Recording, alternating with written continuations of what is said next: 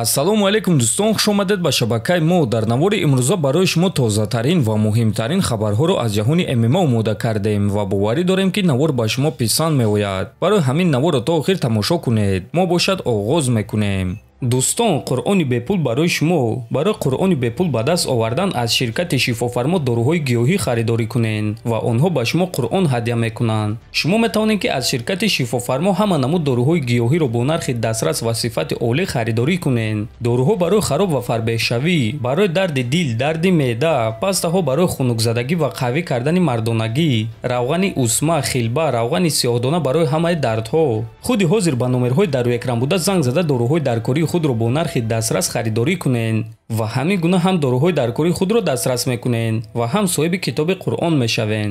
чемпиони вазни ним сабуки UFC Илия Топурия ба соҳиби камарбанди BMF Макс Холлоуэй ҷавоб дод: «Ма чанд муддат пеш шахсеро шикаст додам ки туро як не, ду не, се маротиба шикаст додааст. Акнун ягона чизе ки ба ту муҳорибаи пулӣ оварда метавонад, ин камарбанди BMF аст. Ма дигар барои пул намеҷангам, танҳо барои мерос меҷангам. Камарбанди туро гирифтан ва камарбанди худро ҳимоя кардан маро дар ин вазн рақами як мекунад. Аввалин шахсе ки ҳарду ин камарбандҳоро дар як вақт соҳиб мешавад. Аввалин шахсе ки волкро ба хоб равон кард ва аввалин шахсе ки туро ба хоб равон мекунад. Туро мағлубияти арзанда аз чемпион интизор аст ки ин чемпионро то абад фаромӯш намекунанд. Ма қарор мебарорам ки кай дар куҷо ва бо кӣ меҷангам. Агар ки ба ту шартҳои ман писанд набошанд, пас боварӣ дорам ки Артега розӣ мешавад, гуфтааст Топурия. дӯстон, фикр мекунам ки пешбарии ин муҳориба аллакай оғоз шуд ва эҳтимоли калон аст ки UFC ин муҳорибаро ташкил карда метавонанд. Ба фикри шумо агар чунин муҳориба баргузор гардад, ки ғолиб шуда метавонад?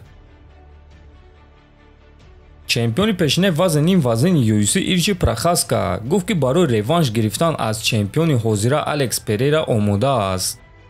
«Ма бо Перейра барои унвон ҷангидан мехоҳам, махсусан баъди ҳамон муҳориба дар Нью-Йорк. ҳафтаи гузашта ман ғолиб шудам ва ҳис карда истодам ки ҳозир барои ман ин реванш ягона чизе ҳаст ки маъно дорад. Ман зарбаҳои рақибро хуб қабул карда метавонам ва ман медонам ки бо чунин шахсон ба монанди Алекс Перейра чӣ гуна бояд ҷангид. Ман ҳар чӣ зудтар ҷангидан мехоҳам.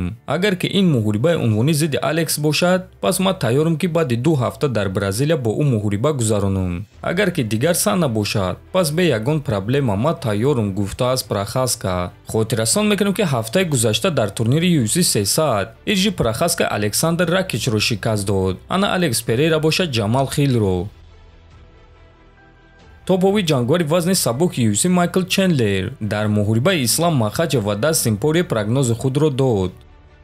«Ҳар як шахс шанс дорад. Ислам инсони хуб аст. Ислам ҷангвари хуб аст. Чапдаст зидди чапдаст, лекин яктое аз онҳо гӯштини хуб дорад. Дастин аз текданҳо худро хуб ҳимоя намекунад ва ин чиз барои ӯ хатари калон аст. Ман намедонам ки барои ин муҳориба Дастин чӣ гуна тамрин мекунад, аммо ӯ аниқ бояд ки оиди чӣ гуна манъ кардани текдаунҳои Ислам фикр кунад. Дастин зарбаҳои сахт ва дили чемпионӣ дорад. Ман ба боварӣ гуфта метавонам ки Дастин малакаҳои зиёд дорад аз ҳамаи рақибоне ки ман зидди онҳо ҷангидагиам, лекин фикр мекунам ки Махачев Пориеро фавран шикаст медиҳад. Махачев дар гӯштин, греплинг, қувва ва ҷисман бартарӣ дорад», гуфтааст Чендлер.